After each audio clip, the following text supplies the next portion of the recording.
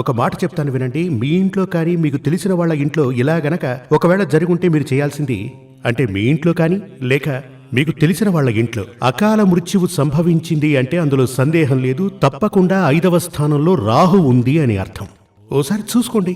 5వ స్థానంలో రాహువు సూర్యుడు శని. రాహువు సూర్యుడు శని గనక ఉంటే తప్పకుండా పిల్లలకి ఇటువంటి అపమృత్యు దోషాలే సంభవిస్తాయి.